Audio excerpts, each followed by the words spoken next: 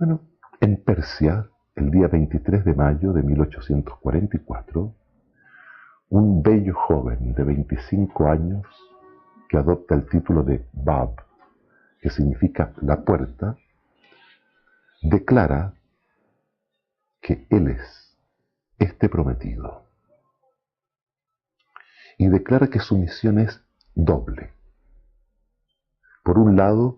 declararse como el imán, el 12º imán que esperaban los musulmanes, y a su vez anuncia la inminente aparición de una manifestación divina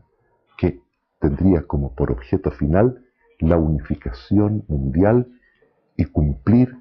todas las religiones del pasado. Fue tan impactante el efecto que produce la declaración del Bab que esto se empieza a esparcir por toda Persia, electrificó Persia, lo que trae como una consecuencia natural, una consecuencia inmediata, la terrible y la gran masacre que se produce contra sus fieles seguidores, alcanzando un número de 20.000 personas, desde niños recién nacidos hasta ancianos,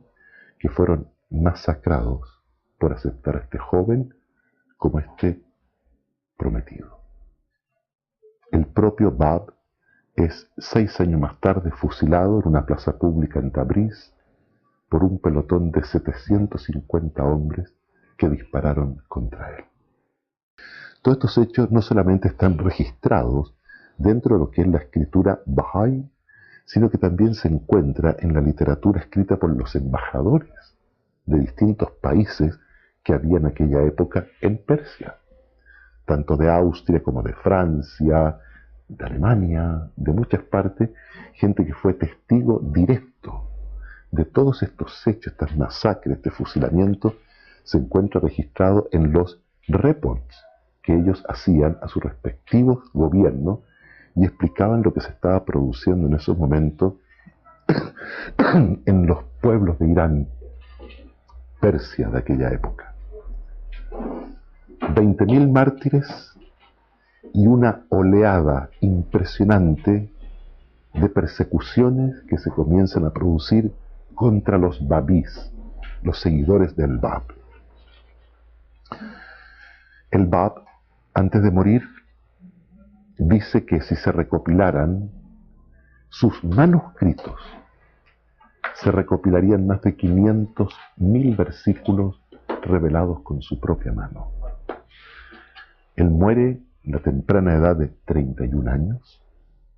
y la inmensa cantidad de sus escritos están dedicados a anunciar la llegada de aquel a quien Dios hará manifiesto. Así se dirige a él. Pocos años después surge la figura majestuosa, de verdad, de Baha'u'lláh, quien declara que él es este prometido, que él es aquel que había anunciado el Bab, que él es el retorno de Jesucristo, él es el prometido de todas las grandes religiones del pasado y que con su nombre se habían adornado los libros sagrados de todas las religiones del pasado. Esta fantástica declaración también trajo la inmediata respuesta del Shah de Persia de aquella época y del clero, que continúan con la persecución y el martirio de los ahora llamados Bahá'ís. Baha'u'lláh es puesto en prisión y como prisionero, junto con su familia, transcurrió 40 años de su vida como un exiliado por las distintas cárceles de Oriente, pasando por Adrianópolis, Constantinopla, Bagdad, en fin, otras más, y es conducido finalmente a una colonia penal turca en Acá, Palestina, donde finalmente muere el 29 de mayo de 1892. En estos 40 y tantos años que Baha'u'lláh transcurre como un prisionero, por primera vez en la historia religiosa de la humanidad, es el propio profeta, es el propio autor de la religión, en la propia manifestación divina, quien con su propia mano escribe toda su enseñanza, alcanzando a la cifra increíble de más de 100 volúmenes y miles de tablillas en las cuales Baha'u'lláh revela las bases de un nuevo orden mundial y establece los principios que deberán dirigir a toda una sociedad de carácter universal que eventualmente se establecería sobre el planeta, dando origen a una nueva cultura, dando origen a una nueva civilización, en el fondo lo que él llama una nueva raza de hombres. Baha'u'lláh enseña fundamentalmente el hecho de que todas las grandes religiones son divinas en su origen, que Dios es absoluto y que la religión es relativa. El ser humano de hoy busca en la armonía que debe existir entre su mente y su corazón. Tiene que haber un equilibrio, que la verdad de hoy tiene que estar sustentada no solamente por el plano espiritual y emocional, sino que también tiene que tener una sólida base intelectual. Una de las razones fundamentales por las cuales hoy las grandes religiones históricas que persisten en el mundo se debe a que es absolutamente inconsistente en el día de hoy el discurso teológico versus el conocimiento científico que hoy tenemos. Baha'u'lláh subraya que una religión que hoy en día no sea capaz de soportar el análisis crítico de la ciencia, esta religión debe ser inmediatamente abandonada, porque de lo contrario se convertiría en una superstición.